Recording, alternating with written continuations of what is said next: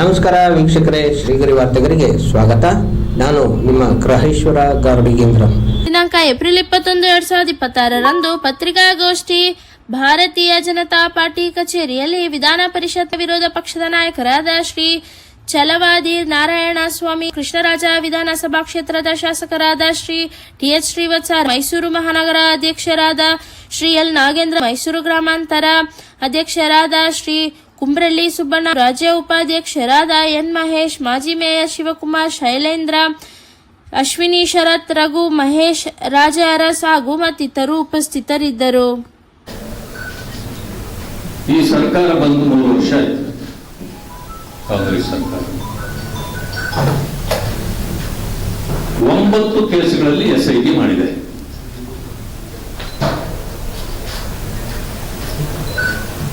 ಕರೋನಾದಕ್ಕೂ SIT ಮಾಡಿದ್ರು.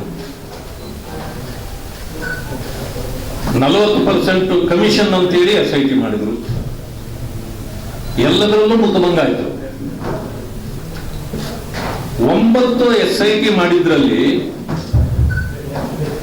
9 ಕೂಡ report ಆಗಿದೆ. 8 ಚಾರ್ಜ್ ಶೀಟ್ ಫೈಲ್ ಆಗಿದೆ. 9ನೇದು ಚಾರ್ಜ್ ಶೀಟ್ ಫೈಲ್ ಆಗಲಿಲ್ಲ. ಅದ್ಯಾವುದು ಗೊತ್ತಾ? ಬಿಟ್ ಕಾಯಿನ್ ವ್ಯವಹಾರದ್ದು. ಏನು ಕಾಂಗ್ರೆಸ್ ಬಂದ ತಕ್ಷಣ ಬಿಟ್ ಕಾಯಿನ್ ಬಗ್ಗೆ ಮಾತಾಡಿದ್ದೆ. ಬಿಜೆಪಿ ಸರ್ಕಾರವನ್ನು ಎಷ್ಟು ತೆಗೊಳ್ಳಿಕ್ಕೆ ಸಾಧ್ಯವೋ ಅಷ್ಟೆಲ್ಲ ಮಾಡಿದ್ದೆ. ಏನೆಲ್ಲರನ್ನು ಜೈಲಿಗೆ ಕಳಿಸಿಬಿಡ್ತೀನಿ ಅಂತ ಹೇಳಿದ್ದು. ಯಾಕೆ ನೀವು ಯಾರನ್ನು ಜೈಲಿಗೆ ಕಳಿಸ್ಲಿಕ್ಕಾಗಿಲ್ಲ? ಈಗ ಇಡಿಗೆ ಸಿಕ್ಕಿದೆ. ಕ್ಲೋಸ್ ಸಿಕ್ಕಿದ ಮೇಲೆ ಬೆಂಗಳೂರಿಗೆ ಧಾವಿಸಿ ಬಂದು ಇವತ್ತು 100 ಕಡೆ ರೇಡ್ ಆಗಿದೆ. 100 ಕಡೆ ಅಲ್ಲ, 100 ಅಧಿಕಾರಿಗಳು ಇವತ್ತು ರೇಡ್ ಮಾಡಿದ್ದಾರೆ. ಸುಮಾರು 10-15 ಕಡೆ. ಒಂದು ಶಾಸಕರ ಮತ್ತು BDA ಅಧ್ಯಕ್ಷರು ಆಗಿರ್ತಕ್ಕಂಥ ಹ್ಯಾರಿಸ್ ನಾಲ್ಪಾಡ್, ಅವರ ಮಗ ಮೊಹಮ್ಮದ್ ನಾಲ್ಪಾಡ್, ಮತ್ತು ಮತ್ತೊಬ್ಬ ಮಗ ನಾಲ್ಪಾಡ್, ಮತ್ತೆ ಸೆಂಟ್ರಲ್ ಕ್ಷೇತ್ರದ ಅಭ್ಯರ್ಥಿಯಾಗಿದ್ದ ಒಬ್ಬರು, ಅವರ ಹೆಸರು ಮಾಡ್ತದೆ ಅಲ್ಲ, ಶ್ರೀಕಿ ಕೂಡ, ಶ್ರೀಕಿ ಇದರಲ್ಲಿ ಕಿಂಗ್ ಪಿನ್ ಅವರು, ಅವ್ರದ್ದು ಕೂಡ ಇವತ್ತು ಆಗಿದೆ. ನಾನು ಮುಖ್ಯಮಂತ್ರಿಗಳೆಲ್ಲ ಪ್ರಶ್ನೆ ಮಾಡ್ತಾರೆ, ಅಲ್ಲಿ ಸೌಂಡ್ ಮಾಡಬೇಡಿ ಯಾರು ಹಿಂದ್ಗಡೆ ಪ್ಲೀಸ್. ನಾನು ಮುಖ್ಯಮಂತ್ರಿಗಳಲ್ಲಿ ಪ್ರಶ್ನೆ ಮಾಡ್ತೇನೆ,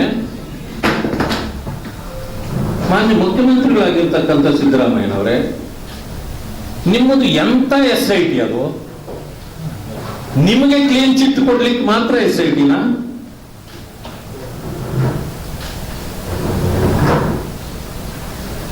ನೀವು ಕದ್ದು ಸೈಟ್ ವಾಪಸ್ ಕೊಟ್ರೆ ಕೇಸ್ ಇಲ್ಲ? ವಾಲ್ಮೀಕಿ ನಿಗಮದಲ್ಲಿ ದುಡ್ಡು ಹೊಡೆದು ಸಿಕ್ಕಾಕೊಂಡು ವಾಪಸ್ ಕೊಟ್ರೆ ಕೇಸ್ ಇಲ್ಲ? ಇದು ಮಾಡಕ್ಕೆ SIT ಇರೋದು? ಈ ಬಿಟ್ಕಾಯಿನ್ ಅಲ್ಲಿ ಯಾಕಿಲ್ಲ? ನೀವು ಯಾರನ್ನ ರಕ್ಷಣೆ ಮಾಡಲಿಕ್ಕೆ ಕಾಯ್ತಾ ಇದ್ದೀರಿ? ಇದು ನನ್ನ ಪ್ರಶ್ನೆ ಮಾನ್ಯ ಮುಖ್ಯಮಂತ್ರಿಗಳಲ್ಲಿ. ಹೋಗ್ಲಿ, ರಿಪೋರ್ಟ್ ಬಂದಿಲ್ವಾ? SIT ರಿಪೋರ್ಟೇ ಬಂದಿಲ್ವಾ? ರಿಪೋರ್ಟ್ ಆಗಿ ವರ್ಷಗಟ್ಟಲೆ ಆಗಿದೆ. FIR ಮಾಡಲಿಕ್ಕೆ ಯಾಕೆ ಕಾಯ್ತಾ ಇದ್ದೀರಿ? ಯಾರು ಬಿಜೆಪಿನವರು ಸಿಕ್ಲಿಲ್ವಾ ಅಂತಲ? ನಾನು ಇವತ್ತು ಡಿಮ್ಯಾಂಡ್ ಮಾಡ್ತಾ ಇದ್ದೇನೆ, 2-3 ದಿನಗಳೊಳಗಾಗಿ FIR ಆಗಲೇಬೇಕು. ಚಾರ್ಜ್ ಶೀಟ್ ಹಾಕಿ FIR ಹಾಕಿ ಯಾರು ತಪ್ಪಿತಸ್ಥರಿದ್ದಾರೆ ಅವರನ್ನ ಹೊರತರಬೇಕು, ಕಾನೂನು ಕ್ರಮ ಆಗಬೇಕು. ಇಲ್ಲ ಅಂತಂದ್ರೆ ಹೋರಾಟವನ್ನು ತಾವು ಎದುರಿಸಬೇಕಾಗ್ತದೆ. ನೀವು ರಕ್ಷಣೆ ಮಾಡಲಿಕ್ಕೆ ಯಾರನ್ನ ರಕ್ಷಣೆ ಮಾಡಲಿಕ್ಕೆ ಹೊರಟಿದ್ದೀರಿ ಗೊತ್ತಿದೆ. 2016-17ರಲ್ಲಿ IT-BT ಮಂತ್ರಿಗಳು ಯಾರಾಗಿದ್ರು? ಇವತ್ತು ಮಾತಾಡಿದ್ರೆ ಇಡಿ ಅವ್ರನ್ನ ಮಾತ್ರ ಯಾಕೆ ರೈಡ್ ಮಾಡಿದೆ ಅಂತೀರಿ? ಇಡಿ ಸರಿ, ಇಡಿ ಬಂದ ತಕ್ಷಣ ನಿಮಗೆ ಜ್ವರ ಬರುತ್ತೆ. ಯಾಕೆ ಅಂತಂದ್ರೆ ನೀವು ಅಂದ್ಕೊಂಡ್ಬಿಟ್ಟಿದ್ರಿ ಸೆಂಟ್ರಲ್ ಗವರ್ಮೆಂಟ್ ಅವ್ರನ್ನ ಹ್ಯಾಂಡಲ್ ಮಾಡಿ ಕಳಿಸಿ ನಿಮ್ಮನ್ನು ರೇಡ್ ಮಾಡಿಸ್ತಾರೆ ಅಂತ. CBI ಬಂದ್ರೆ ಸಾಕು, ನಿಮ್ಮ ಆರೋಗ್ಯವೇ ಕೆಟ್ಟೋಗುತ್ತೆ. ಯಾಕೆ ನಿಮ್ಮ ಕಾಲದಲ್ಲಿ ಇಡಿ CBI ಇರಲಿಲ್ವಾ? ಅದು ಬೇರೆ ವಿಷಯ. ನಿಮ್ಗೆ ಏನು ಜ್ವರ ಆದ್ರೂ ಬರಲಿ, ಕಾಯಿಲೆ ಆದ್ರೂ ಬರಲಿ, ಡಾಕ್ಟರ್ ಹತ್ರ ಹೋಗಿ ಮಾತ್ರೆ ತಗೊಳ್ಳಿ, ನಮಗೆ ಅದು ಚಿಂತೆ ಇಲ್ಲ.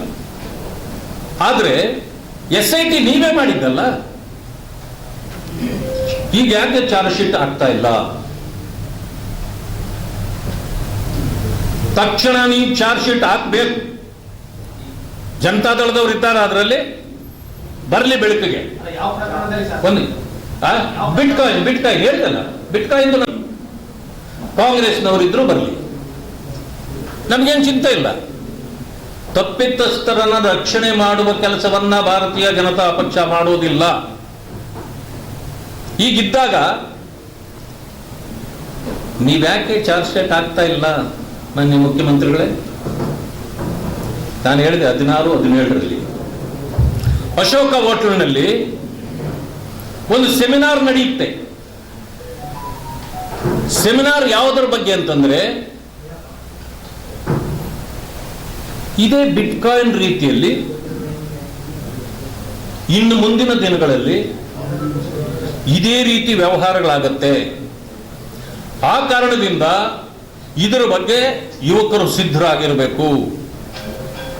ಬಿಟ್ಕಾಯಿನ್ ಅನ್ನೋ ಇದೆಯಲ್ಲ,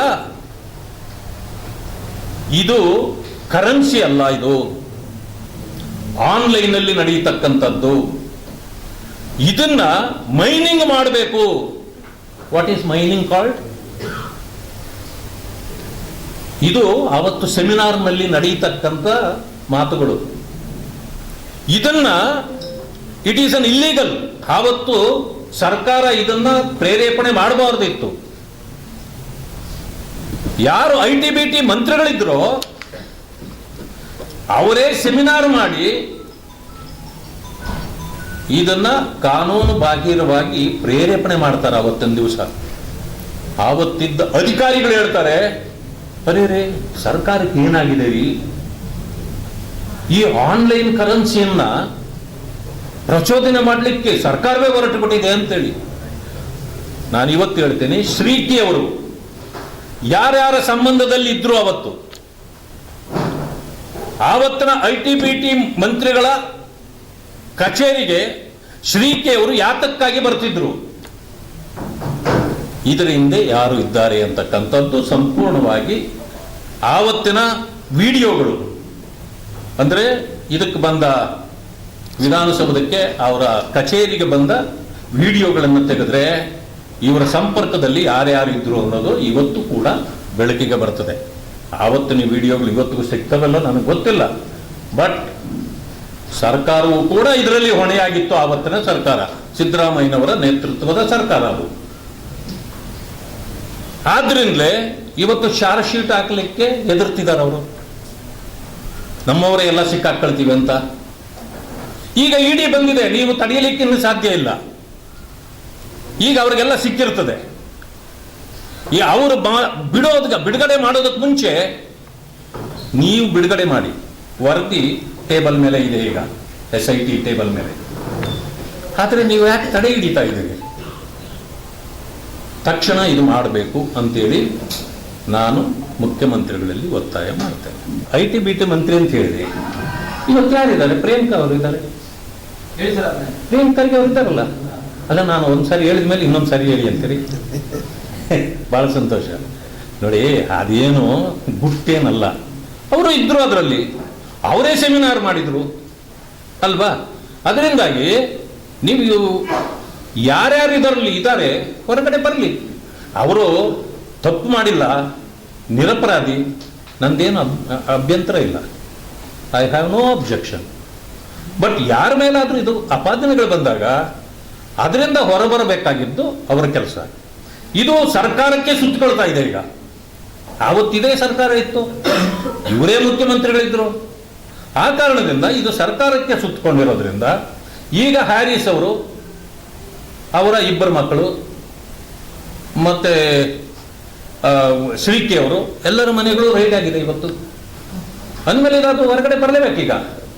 ಅದನ್ನು ನಾನು ಕೇಳ್ತಿರ್ತಕ್ಕಂಥದ್ದು, ಇಷ್ಟು ದಿನಗಳ ಕಾಲ 9 ಬಾರಿ ನೀವು SIT ಕೊಟ್ಟಿದ್ದೀರಿ, 9 ಇಶ್ಯೂಗಳು ಇನ್ಕ್ಲೂಡಿಂಗ್ ಮೂಡಾದು ಸೇರಿ. ಅದು ಎಲ್ಲವೂ ರಿಪೋರ್ಟ್ ಬಂದಾಯ್ತು, ಅದು ಮಾತ್ರ ಯಾಕೆ ಬಂದಿಲ್ಲ? ಇದು ನನ್ನ ಪ್ರಶ್ನೆ. ತಕ್ಷಣ ಅದನ್ನು ಮಾಡಬೇಕು. ತಮ್ಮ ಮೂಲಕ ನನ್ನ ಒತ್ತಾಯ ಇದೆ ಮಾನ್ಯ ಮುಖ್ಯಮಂತ್ರಿಗಳಿಗೆ ಮತ್ತು ಸರ್ಕಾರ.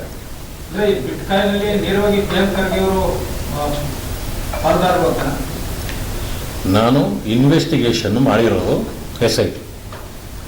ಈಗ ನೇರ ಅಲ್ಲ, ನಾನು ಯಾಕೆ ಹೇಳಲಿ, ಹೇಗೆ ಹೇಳಲಿ?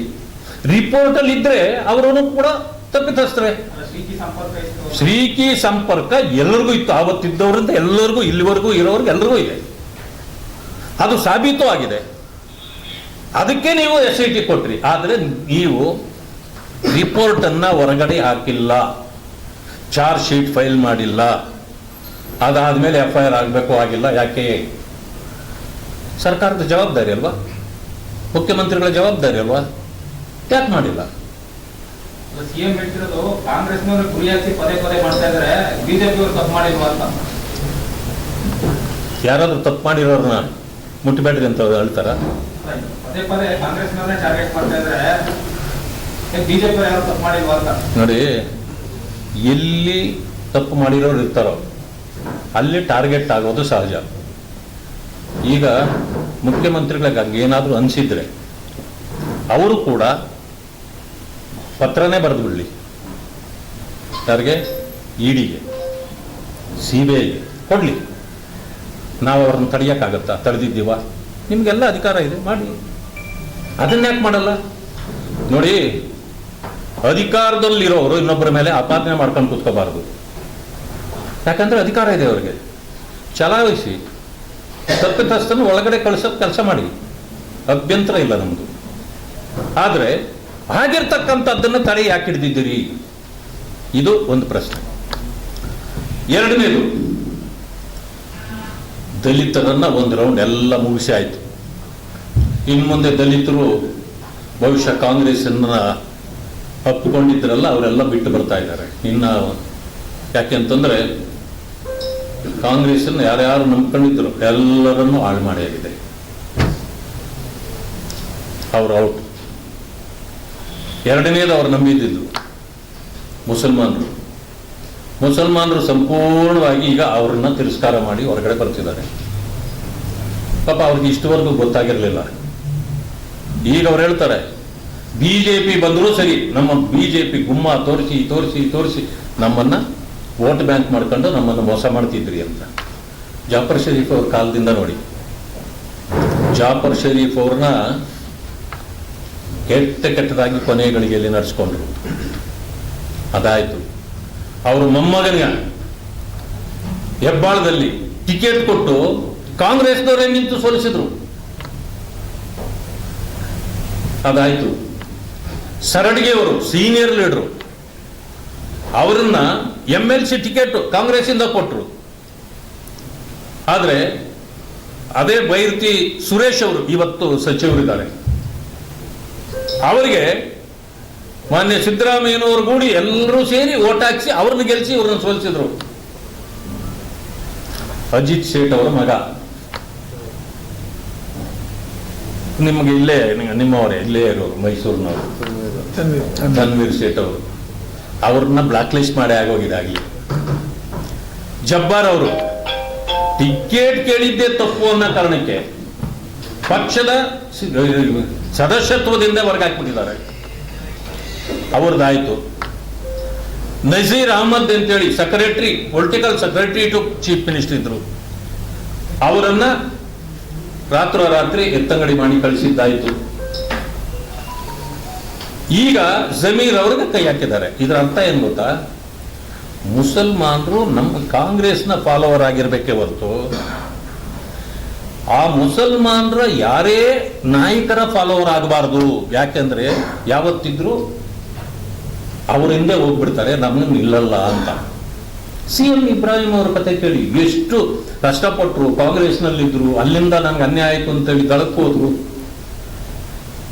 ಇವತ್ತು ಅವ್ರ ಪರಿಸ್ಥಿತಿ ಎಷ್ಟು ಜನ ಮುಸಲ್ಮಾನರಿಗೆ. ರೋಷನ್ ಬೇಗದು ನೋಡಿ, ಅವರು ಮಂತ್ರಿ ಆಗಿದ್ದವರು, ಅವ್ರನ್ನ ಯಾವ ರೀತಿ ನಾಪತ್ತೆ ಆಗೋದ್ರು ಪಾಪ ಅವರು. ಎಲ್ಲ ಮುಸ್ಲಿಂ ಲೀಡರ್ಗಳು ಮುಗಿಸಾಯ್ತು. ದಲಿತರು ಅಷ್ಟೇ. ಬಸವಲಿಂಗಪ್ಪ ಹುಲಿ ಅಂತಿದ್ರು ಈ ರಾಜ್ಯದಲ್ಲಿ, ದಲಿತರ ಹುಲಿ ಅಂತ. ಅವರಿಗೆ ಮುಖ್ಯಮಂತ್ರಿ ಆಗೋದ್ರು ಅನ್ಕೊಂಡಿದ್ವಿ 92ರಲ್ಲಿ.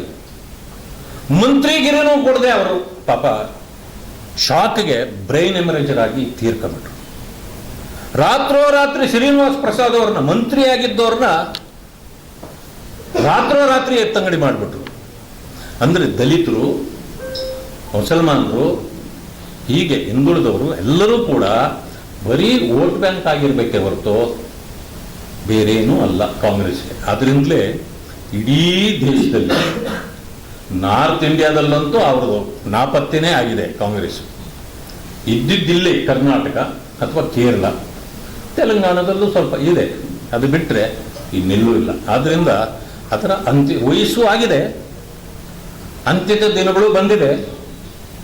ಗಾಂಧೀಜಿಯವರು ಹೇಳ್ತಿದ್ರು, ಸ್ವತಂತ್ರಕ್ಕಾಗಿ ಕಟ್ಟಿದ ಕಾಂಗ್ರೆಸ್ಸು ಸ್ವತಂತ್ರ ಬಂದಾಯ್ತು, ಅದನ್ನು ಬರ್ಖಾಸ್ತು ಮಾಡಲಿಲ್ಲ, ಕೊನೆಗೆ ಯಾರನ್ನಾದ್ರೂ ಒಬ್ಬರನ್ನ ಕಳಿಸ್ತಾರಲ್ಲ. ಈಗ ಅದಕ್ಕೆ ರಾಹುಲ್ ಗಾಂಧಿ ಅವರನ್ನ ಸೃಷ್ಟಿ ಮಾಡಿ ಕಳಿಸಿದ್ರು. ಪಾಪ ಅವ್ರೇನು ಹೆಚ್ಚು ಕಡಿಮೆ ಮುಗಿಸೋಂಗಿದ್ರು. ಅರೆ ನನ್ನ ಕೈಯಲ್ಲಿ, ನಾನು ಗಾಂಧಿ ಅಲ್ವಾ ನಕಲಿ, ನನ್ನ ಕೈಯಲ್ಲಿ ಅದು ಆಗ್ಬಿಡೋದು ಬೇಡ ಅಂತೇಳಿ ಪಾಪ ನಮ್ಮ ಖರ್ಗೆ ಸಾಹೇಬರ ಹಣೆ ಕಟ್ಟಿಬಿಟ್ಟಿದ್ದಾರೆ. ಅವರ ಕೈಯಿಂದ ಇದರ ಅಂತ್ಯಕ್ರಿಯೆ ಮಾಡುವಂತ ಪರಿಸ್ಥಿತಿ ಬಂದ್ಬಿಟ್ಟಿದೆ. ಆದ್ರಿಂದ ನನಗನ್ಸುತ್ತೆ ಕಾಂಗ್ರೆಸ್ ಅಂತ್ಯದ ದಿನಗಳು ಆಗಿದೆ. ಇವತ್ತು ನೋಡಿ, ಒಂದು ನಿಮಿಷ, ಆಮೇಲೆ ಮೂರನೇ ವಿಷಯ, 2 ವಿಷಯ ಆಯ್ತು, ಮೂರನೇದಾಗಿ ಆಮೇಲೆ ನೀವು ಏನು ಕೇಳಿದ್ರು ಹೇಳ್ತೇನೆ. ದೇಶದಲ್ಲಿ 140 ಕೋಟಿ ಜನಸಂಖ್ಯೆ ಇದೆ. ಮಹಿಳೆಯರು ಕೂಡ ಪುರುಷರಷ್ಟೇ ಇದ್ದಾರೆ. ಸಮಾನ ಅವಕಾಶಗಳು ಅವ್ರಿಗೂ ಬೇಕು. 80 ವರ್ಷ ಆಗ್ತಾ ಇದೆ ಸ್ವಾತಂತ್ರ್ಯ ಬಂದು, ಅವ್ರಿಗೂ ಅವಕಾಶ ಕೊಡ್ತೀವಿ ಬರೀ ಹೇಳ್ತಿದ್ರು. ಹಿಂದೂ ಕೋಡ್ ಬಿಲ್ ಇಂಟ್ರೊಡ್ಯೂಸ್ ಮಾಡೋದ್ರ ಮೂಲಕ ಬಾಬಾ ಸಾಹೇಬ್ ಅಂಬೇಡ್ಕರ್ ಅವರಿಗೂ ಎಲ್ರಿಗೂ ಸಮಾನ ಅವಕಾಶಗಳನ್ನು ಕೊಡಬೇಕು ಅಂತೇಳಿ ಆವತ್ತೇ ಹೇಳಿದ್ರು. ವೋಟಿನ ಅಧಿಕಾರವೇ ಇರಲಿಲ್ಲ ಮಹಿಳೆಯರಿಗೆ, ಅದನ್ನು ಕೊಟ್ಟಿದ್ರು. ಬಟ್ ಅವ್ರಿಗೂ ಕೂಡ ಅವಕಾಶಗಳ ಮೀಸಲಾತಿ ಕೊಡಬೇಕಾಗಿತ್ತು, ಆಗಲಿಲ್ಲ. ಅವತ್ತು ಫೇಲ್ ಆಯಿತು. ಆವತ್ತಿಂದ ತುಟಿಗಳ ಮೇಲೆ ಮಾತ್ರ ಕಾಂಗ್ರೆಸ್ ಮಾತಾಡ್ತಿತ್ತು, ಹೃದಯ ಇರಲಿಲ್ಲ, ತರಲಿಕ್ಕಾಗಿರಲಿಲ್ಲ. ಮೋದಿಜಿಯವರ ಶ್ರಮದಿಂದ ಈಗ ಅವಕಾಶ ಬಂದಿತ್ತು. ದಿನ ರಾಹುಲ್ ಗಾಂಧಿ ಅವರು ಬೀದಿಯಲ್ಲಿ ಹೇಳ್ತಾ ಇದ್ರು, ಮೋದಿ ಅವರಿಗೆ ತಾಕತ್ತಿದ್ರೆ ಮಹಿಳಾ ಮೀಸಲಾತಿ ಬಿಲ್ಲನ್ನು ಮಂಡಿಸಿ ಅಂತ ಹೇಳ್ತಿದ್ರು. ಮಂಡಿಸಿದ್ರೆ ನಾವಿದನ್ನು ಒಪ್ಪೋದಿಲ್ಲ ಅಂತ ಹೇಳಿದ್ರು ಮೊನ್ನೆ. ಈಗ ಮಾಡಿ ಇವತ್ತು ಮಹಿಳೆಯರಿಂದನೂ ಕಾಂಗ್ರೆಸ್ ದೂರ ಆಗೋಯ್ತು. ವಿಜೃಂಭಿಸ್ತಿದ್ದಾರೆ. ನಾವು ಮಹಿಳಾ ಮೀಸಲಾತಿಯ ಬಿಲ್ಲನ್ನು ಸೋಲಿಸಿಬಿಟ್ಟಿದ್ದೀವಿ, ಬಿಜೆಪಿಗೆ ಅಥವಾ NDAಗೆ, ಮೋದಿಜಿಯವರಿಗೆ ಮುಖಭಂಗ ಮಾಡಿದ್ವಿ. ನೀವು ಅವರಿಗೆಲ್ಲ ಮುಖಭಂಗ ಮಾಡಿದ್ರಿ. ನೀವು ಮುಖಭಂಗ ಮಾಡಿರೋದು ಈ ದೇಶದ 70 ಕೋಟಿ ಜನಸಂಖ್ಯೆ ಇರತಕ್ಕಂಥ ಮಹಿಳೆಯರಿಗೆ. ಈ ಮುಖಭಂಗ ಅವ್ರಿಗೆ ಮಾಡಿದ್ದೀರಲ್ಲ, ಕಾಂಗ್ರೆಸ್ಗೂ ಅವರು ಮುಖಭಂಗ ಮಾಡಲಿಕ್ಕೆ ಈಗ ತಯಾರಾಗಿದ್ದಾರೆ. ಆದ್ರಿಂದಲೇ ಪರಿಸ್ಥಿತಿ ಇವತ್ತು ಸಂಪೂರ್ಣವಾಗಿ ಕಾಂಗ್ರೆಸ್ ಎಂದು ಹದಗೆಟ್ಟಿದೆ. ಅವರಿಗೆ ಮೀಸಲಾತಿ ಕೊಡೋದನ್ನು ನಾವು ಯಾವತ್ತೂ ನಿಲ್ಲಿಸೋದಿಲ್ಲ. ಇದರ ಪೂರ್ಣ ಪ್ರಮಾಣದಲ್ಲಿ ಮೋದಿಜಿಯವರು ಅದರ ಮತ್ತಷ್ಟು ಪ್ರಯತ್ನ ಮಾಡ್ತಾರೆ. ಅದರ ಮೊದಲೇ ಹೇಳಿದ್ದಾರೆ ಅವರು, ಸಬ್ಕಾ ಸಾಥ್, ಸಬ್ಕಾ ವಿಕಾಸ್, ಸಬ್ಕಾ ವಿಶ್ವಾಸ್, ಸಬ್ಕಾ ಪ್ರಯಾಸ್. ಈ ನುಡಿಗಳ ಮೇಲೆ ನಮ್ಮ ರಾಜಕೀಯದ ನಿಲುವು ನಿಂತಿದೆ. ಇಡೀ ದೇಶ ಇವತ್ತು ಸುಭದ್ರವಾಗಿದೆ. ಬೇರೆ ಬೇರೆ ದೇಶಗಳಲ್ಲಿ ಯುದ್ಧಗಳು ನಡೀತಿದ್ರೆ ನಾವಿಲ್ಲಿ ಅಂಜಿ ಕುಳಿತಿರಬೇಕಾಗಿತ್ತು ದೇಶ, ಅಂತ ಪರಿಸ್ಥಿತಿಯಲ್ಲಿತ್ತು. ಇವತ್ತು ನಮ್ಮನ್ನು ನೋಡಬೇಕಾದ್ರೂ ಕೆಲವರು ಅಂಜಿ ಕುಳಿತುಕೊಳ್ಳುವಂಥ ಪರಿಸ್ಥಿತಿ ಬಂದಿದೆ. ಆ ಕಾರಣದಿಂದ ದೇಶ ಮೊದಲೇ ಹೊತ್ತು ನಮಗೆ, ಬೇರೆ ಯಾವ ರಾಜಕೀಯ ಮೊದಲಲ್ಲ. ಆದ್ದರಿಂದ ಈ ದೇಶದ ಸುಭದ್ರತೆಯನ್ನು ಕಾಪಾಡಬೇಕಾದ್ರೆ ಮೋದಿಯಂತಹ ನಾಯಕ ಬೇಕು, ಭಾರತೀಯ ಜನತಾ ಪಕ್ಷದಂತಹ ಪಕ್ಷ ಬೇಕು. ಜನ ಇವತ್ತು ಸನ್ನದ್ಧರಾಗಿದ್ದಾರೆ. ಮುಂದಿನ ಎಲ್ಲ ದಿನಗಳಲ್ಲೂ ಕೂಡ ಭಾರತೀಯ ಜನತಾ ಪಕ್ಷವನ್ನು ಬಹು ಗಟ್ಟಿಯಾಗಿ ಕಟ್ಟಲಿಕ್ಕೆ ಜನ ಮುಂದಾಗಿದ್ದಾರೆ. ಮತ್ತೆ ಮುಂದಿನ ವಾರ್ತೆಗರಿಯಲ್ಲಿ ಭೇಟಿಯಾಗೋಣ. ಶ್ರೀಗರಿ, ನಿಮ್ಮ ಮನದಾಳದ ಗರಿ. ನಮಸ್ಕಾರ.